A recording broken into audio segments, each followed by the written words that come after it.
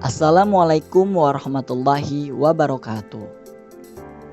Hari ini kami kelompok 3 mata kuliah Psikologi Pendidikan akan membahas dan menjelaskan tentang belajar dan pembelajaran. Anggota kelompok kami terdiri dari Muhammad Alfrian, Nur Akmarina, Priti Sinta BR Milala, Rahmatila, Siti Wardina, dan Sri Bulan Gultom. Baiklah, pertama-tama saya akan menjelaskan tentang pengertian belajar. Menurut Hennig, belajar adalah proses aktivitas pengembangan pengetahuan, keterampilan, atau sikap sebagai interaksi seseorang dengan informasi dan lingkungannya. Sehingga dalam proses belajar diperlukan pemilihan, penyusunan, dan penyampaian informasi dalam lingkungan yang sesuai dan melalui interaksi pembelajar dengan lingkungannya. Menurut Lindgren, belajar sebagai proses perubahan tingkah laku yang relatif permanen, dan perubahan tersebut disebabkan adanya interaksi individu yang bersangkutan dengan lingkungannya. Selanjutnya, saya akan menjelaskan tentang pengertian pembelajaran. Pengertian pembelajaran tidak terlepas dari pengertian belajar. Belajar dan pembelajaran menjadi satu rangkaian kegiatan yang tidak dapat dipisahkan. Hasil dari belajar menjadi model dalam proses pembelajaran selanjutnya. Pembelajaran berarti kegiatan belajar yang dilakukan oleh pembelajar dan guru. Proses belajar menjadi satu sistem dalam pembelajaran. Sistem pembelajaran terdiri dari beberapa komponen yang saling berinteraksi hingga diperoleh interaksi yang efektif.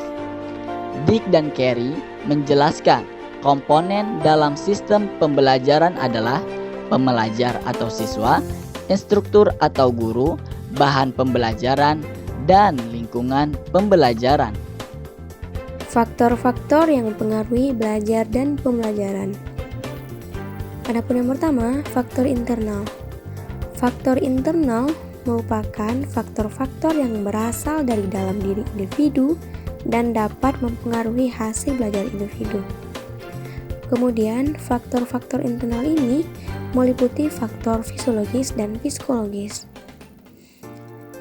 Faktor fisiologis merupakan faktor-faktor yang berhubungan dengan kondisi fisik individu. Faktor-faktor ini dibedakan menjadi dua macam. Yang pertama, keadaan tonus jasmani. Keadaan tonus jasmani pada umumnya sangat mempengaruhi aktivitas belajar seseorang. Kondisi fisik yang sehat dan bugar akan memberikan pengaruh positif terhadap kegiatan belajar individu. Begitupun sebaliknya, kondisi fisik yang lemah atau sakit akan menghambat tercapainya hasil belajar yang maksimal. Oleh karena itu, keadaan tonus jasmani sangat mempengaruhi proses belajar.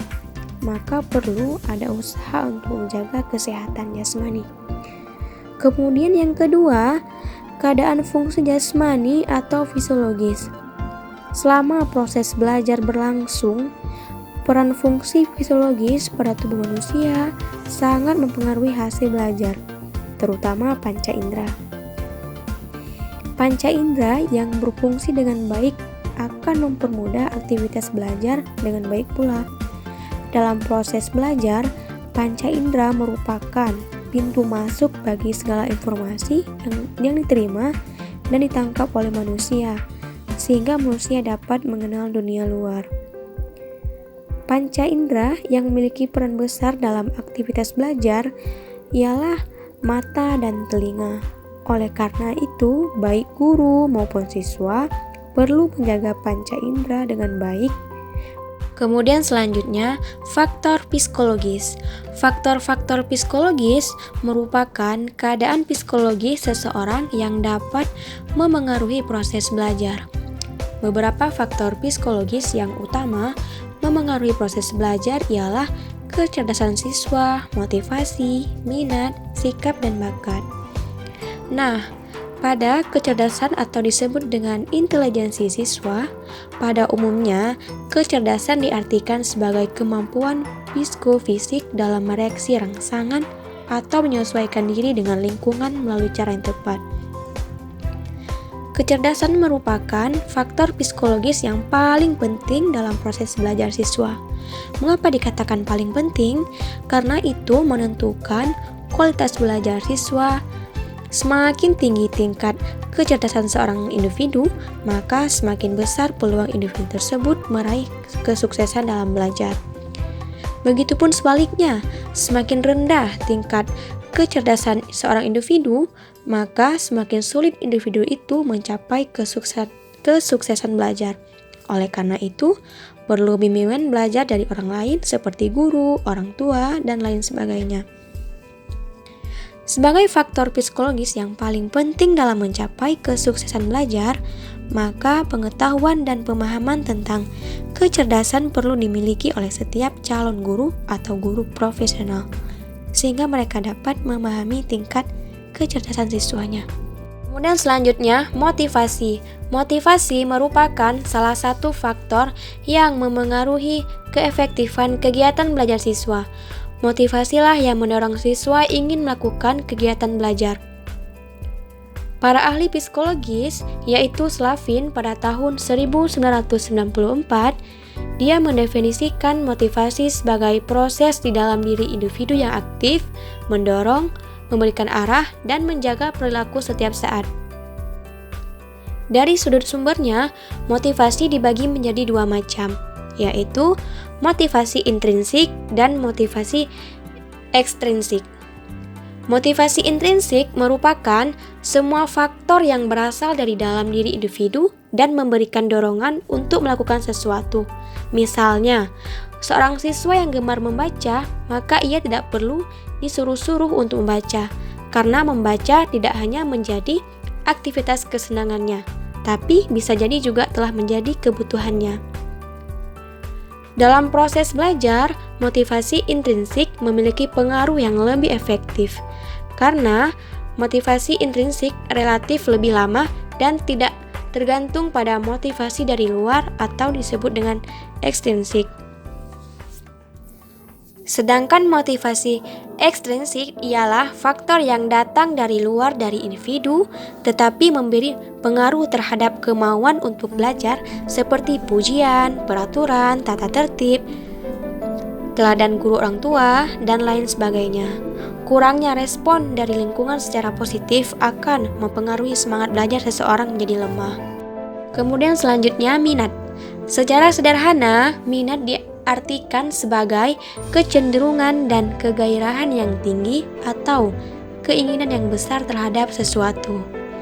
Kemudian menurut seorang tokoh yaitu Reber, minat bukanlah istilah yang populer dalam psikologi disebabkan ketergantungannya terhadap berbagai faktor internal lainnya seperti pemusatan perhatian, keingintahuan, motivasi, dan kebutuhan. Namun, lepas dari kepopulerannya, minat sama halnya dengan kecerdasan dan motivasi, karena memberi pengaruh terhadap aktivitas belajar. Karena jika seseorang tidak memiliki minat untuk belajar, maka ia tidak akan bersemangat atau bahkan tidak mau belajar. Oleh karena itu, dalam konteks belajar, seorang guru atau pendidik lainnya perlu membangkitkan minat siswa agar tertarik terhadap materi pelajaran yang akan dipelajarinya. Nah, untuk membangkitkan minat belajar siswa tersebut, banyak cara yang bisa digunakan, antara lain dengan membuat materi yang akan dipelajari semenarik mungkin dan tidak membosankan, baik dari bentuk buku materi, desain pembelajaran yang membebaskan siswa untuk mengeksplor apa yang dipelajari, melibatkan seluruh domain belajar siswa seperti kognitif, afektif, psikomotorik, sehingga siswa menjadi aktif. Sikap adalah segala perbuatan dan tindakan yang berdasarkan pada pendirian dan keyakinan yang dimiliki oleh seseorang. Sikap gejala internal yang berdimensi efektif berupa kecenderungan untuk mereaksi atau merespon dengan cara yang relatif tetap terhadap objek, orang, peristiwa, dan lainnya, baik secara positif maupun negatif. Sikap siswa dalam belajar dapat dipengaruhi oleh perasaan senang atau tidak senang ia pada performa guru, pelajaran, atau lingkungan sekitarnya. Nah, untuk mengantisipasi hal tersebut, guru sebaiknya berusaha untuk menjadi guru yang profesional, bertanggung jawab terhadap profesi yang dipilihnya. Seorang guru akan berusaha memberikan yang terbaik bagi siswanya, berusaha mengembangkan kepribadian sebagai seorang guru yang empatik, sabar, dan tulus kepada muridnya. Bakat adalah potensi yang sudah ada dalam diri seseorang, atau juga dapat diartikan sebagai kemampuan potensial yang dimiliki seseorang untuk mencapai keberhasilan pada masa yang akan datang. Berkaitan dengan belajar, Slavin mendefinisikan bakat sebagai kemampuan umum yang dimiliki seseorang siswa untuk belajar. Dengan demikian, bakat adalah kemampuan seseorang yang menjadi salah satu komponen yang diperlukan dalam proses belajar seseorang. Apabila bakat tersebut sesuai dengan bidang yang sedang dipelajarinya, maka bakat itu akan mendukung proses belajarnya sehingga kemungkinan besar ia akan berhasil. Rasa percaya diri ialah yakin terhadap kemampuan dan penilaian diri sendiri dalam melakukan suatu tugas. Rasa percaya diri timbul dari keinginan mewujudkan diri bertindak dan berhasil dari segi perkembangan. Rasa percaya diri dapat timbul berkat adanya pengakuan dari lingkungan. Semakin sering seseorang berhasil menyelesaikan tugas, maka semakin memperoleh pengakuan umum dan selanjutnya rasa percaya diri juga akan semakin meningkat. Cita-cita ialah impian atau harapan seseorang. Cita-cita berarti mimpi. Mimpi adalah kunci yang akan menentukan mau menjadi apa kita kelak di masa depan. Pada umumnya, setiap anak tentunya memiliki suatu cita-cita dalam hidup. Tapi terkadang, siswa hanya berperilaku ikut-ikutan. Cita-cita sebagai motivasi intrinsik perlu dididikkan. Didikan memiliki cita-cita harus dimulai sejak sekolah dasar. Di sekolah menengah, didikan pemilikan dan pencapaian cita-cita sudah semakin terarah. Cita-cita merupakan wujud eksplorasi dan emansipasi diri siswa. Didikan pemilikan dan pencapaian cita-cita sebaiknya berpangkal dari kemampuan berprestasi, dimulai dari hal yang sederhana ke yang semakin sulit. Baik, setelah rekan saya menjelaskan tentang faktor psikologis, selanjutnya saya akan menjelaskan tentang faktor eksternal. Selain karakteristik siswa atau faktor-faktor endogen, faktor-faktor eksternal juga dapat mempengaruhi proses belajar siswa. Dalam hal ini, Syah menjelaskan bahwa faktor-faktor eksternal yang mempengaruhi belajar dapat digolongkan menjadi dua golongan, yaitu faktor lingkungan sosial dan juga faktor lingkungan non-sosial. Yang pertama, saya akan menjelaskan tentang lingkungan sosial. Nah, dalam lingkungan sosial juga dibagi menjadi tiga, yaitu lingkungan sosial keluarga. Lingkungan ini sangat mempengaruhi kegiatan belajar. Ketegangan keluarga, sifat-sifat orang tua, demografi keluarga atau letak rumah, pengelolaan keluarga, semuanya dapat memberi dampak terhadap aktivitas belajar siswa. Hubungan antara anggota keluarga, orang tua, anak, kakak, atau adik yang harmonis akan membantu siswa melakukan aktivitas belajar dengan baik. Nah, selanjutnya yaitu ada lingkungan sosial sekolah. Di sini contohnya seperti guru, administrasi, dan juga teman-teman sekelas dapat mempengaruhi proses belajar seorang siswa. Hubungan yang harmonis antara ketiganya dapat menjadi motivasi bagi siswa untuk belajar lebih baik di sekolah. Maka, para pendidik, orang tua, dan guru perlu memperhatikan dan memahami bakat yang dimiliki oleh anaknya atau peserta didiknya, antara lain dengan mendukung, ikut mengembangkan, dan tidak memaksa anak untuk memilih jurusan yang tidak sesuai dengan bakatnya. Nah, selanjutnya ada lingkungan sosial masyarakat. Kondisi lingkungan masyarakat tempat tinggal siswa akan juga turut mempengaruhi belajar siswa. Lingkungan siswa yang kumuh banyak pengangguran, dan anak telantar juga dapat mempengaruhi aktivitas belajar siswa. Paling tidak, siswa kesulitan ketika memerlukan teman belajar, diskusi, atau meminjam alat-alat belajar yang kebetulan belum dimilikinya. Nah, selanjutnya setelah ada lingkungan sosial, selanjutnya nih ada lingkungan non-sosial. Faktor-faktor yang mempengaruhi lingkungan non-sosial adalah yang pertama, lingkungan alamiah. Contohnya seperti apa nih? Contohnya seperti kondisi udara yang segar, tidak panas dan tidak dingin, sinar yang tidak terlalu silau atau kuat, atau tidak terlalu lemah atau gelap, suasana yang sejuk dan tenang. Lingkungan alamiah tersebut merupakan faktor-faktor yang dapat mempengaruhi aktivitas belajar siswa. Sebaliknya, bila kondisi lingkungan alam tidak mendukung, proses belajar siswa akan terhambat. Yang kedua, faktor instrumental. Apa sih faktor instrumental itu? Faktor instrumental adalah perangkat belajar yang dapat digolongkan menjadi dua macam. Yang pertama, hardware seperti gedung sekolah, alat-alat belajar, fasilitas belajar, lapangan olahraga. Contohnya, letak sekolah atau tempat belajar harus memenuhi syarat-syarat seperti di tempat yang tidak terlalu dekat kepada kebisingan atau jalan ramai. Lalu bangunan itu harus memenuhi syarat yang telah ditentukan.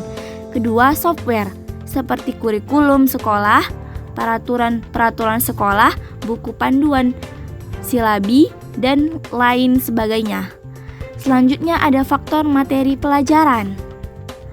Nah, faktor materi pelajaran ini yaitu yang diajarkan ke siswa. Faktor ini hendaknya disesuaikan dengan usia perkembangan siswa, begitu juga dengan metode mengajar guru, disesuaikan dengan kondisi perkembangan siswa. Karena itu agar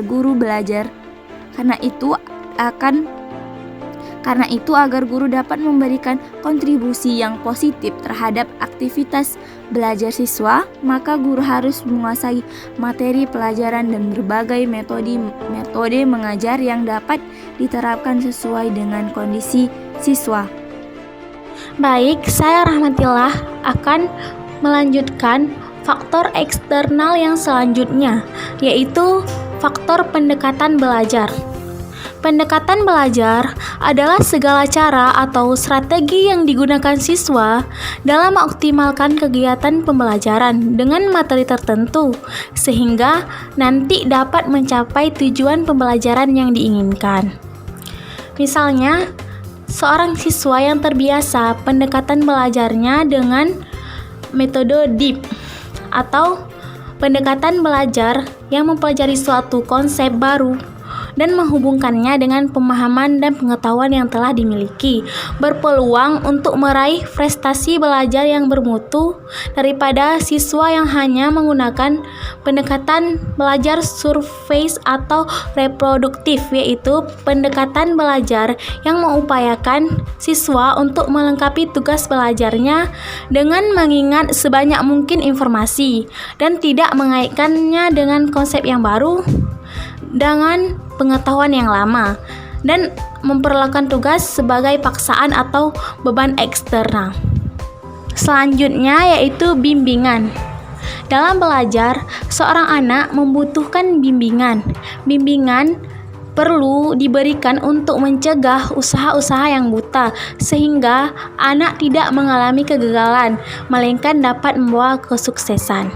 Bimbingan dapat menghindarkan dari kesalahan sehingga peserta didik dapat memperbaikinya.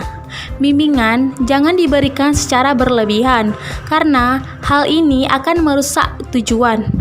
Apabila orang yang belajar telah menguasai inti tugasnya, bimbingan harus dihilangkan, karena kalau diberikan terlalu banyak akan mengakibatkan terhambatnya inisiatif sehingga tidak ada kemauan lagi untuk berusaha. Dan sebaliknya, jika bimbingan diberi terlalu sedikit, maka perhatian akan tenggelam dan kepercayaan terhadap diri sendiri akan menjadi lemah. Contohnya yaitu terlalu banyak bimbingan. Misalnya, dengan memecahkan persoalan selalu dibimbing, maka makin lama akan membuat peserta didik tidak ada usaha untuk berusaha sendiri dalam menghadapi persoalan. faktor eksternal yang terakhir yaitu ulangan. Ulangan merupakan elemen vital dalam belajar.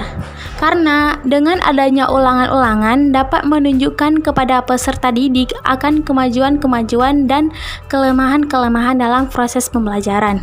Penting sekali bagi pengajar untuk memberitahukan hasil ulangan supaya peserta didik tahu hasilnya dan bisa menilainya. Dan perlu juga untuk membincangkan kesalahan-kesalahan yang ada pada saat ulangan supaya kesalahan baru tidak diperbuat lagi. Sekian dari saya, akan dilanjutkan oleh teman saya. Baik, saya Priti Sinta Berumilala akan menjelaskan mengenai teori-teori populer tentang belajar. Ada 3 teori. Teori yang pertama yaitu teori behavioristik. Nah, teori behavioristik ini adalah sebuah teori yang dicetuskan oleh Judge dan Berliner tentang perubahan tingkah laku sebagai hasil dari pengalaman. Kemudian, teori ini berkembang menjadi aliran psikologi belajar yang berpengaruh terhadap arah pengembangan teori, praktik pendidikan, dan pembelajaran yang dikenal sebagai aliran behavioristik. Yang mana aliran ini menekankan pada terbentuknya perilaku yang tampak sebagai hasil belajar. Teori behavioristik dengan menggunakan model hubungan stimulus-responnya mendudukkan orang yang belajar sebagai individu yang pasif. Adapun respon atau perilaku tertentu dengan menggunakan metode pelatihan atau pembiasaan semata saja. Nah, adapun tujuan pembelajaran menurut teori behavioristik ditekankan pada penambahan pengetahuan, sedangkan belajar sebagai aktivitas yang menuntut pembelajar untuk mengungkapkan kembali pengetahuan yang sudah dipelajari dalam bentuk laporan, kuis, atau tes. Teori yang kedua yaitu teori humanistik. Nah, teori humanistik ini berusaha memahami perilaku belajar dari sudut pandang pelakunya dan bukan dari sudut pandang pengamatnya. Dalam teori belajar humanistik, proses belajar harus berhulu dan bermuara pada manusia itu sendiri. Meskipun teori ini sangat menekankan pentingnya isi dari proses belajar, akan tetapi dalam kenyataan teori ini lebih banyak berbicara tentang pendidikan dan proses belajar dalam bentuknya yang paling ideal. Dengan kata lain, teori ini lebih tertarik pada ide belajar dalam bentuknya yang paling ideal daripada belajar seperti apa adanya, seperti apa yang bisa kita amati dalam dunia keseharian. Dan dalam teori belajar humanistik, belajar dianggap berhasil jika si pelajar memahami lingkungannya dan dirinya sendiri. Peserta didik dalam proses belajarnya harus berusaha agar lambat laun ia mampu mencapai aktualisasi diri dengan sebaik-baiknya. Nah, teori yang ketiga yaitu teori kognitif. Teori kognitif ini mulai berkembang pada abad terakhir, di mana teori ini muncul sebagai protes terhadap teori perilaku yang telah berkembang sebelumnya. Model kognitif ini memiliki perspektif bahwa peserta didik memproses informasi dan pelajaran melalui upayanya mengorganisir, menyimpan, dan kemudian menemukan hubungan antara pengetahuan yang baru dengan pengetahuan yang telah ada sebelumnya. Dan model ini juga menekankan pada bagaimana informasi diproses. Adapun peneliti yang mengembangkan teori kognitif ini seperti Ausubel, Brunner, dan Jens. Demikian akhir dari presentasi kelompok kami. Semoga bermanfaat untuk kita semua. Jika ada kata-kata yang kurang berkenan di hati teman-teman, kami mohon maaf. Sekian dan terima kasih. Wassalamualaikum warahmatullahi wabarakatuh.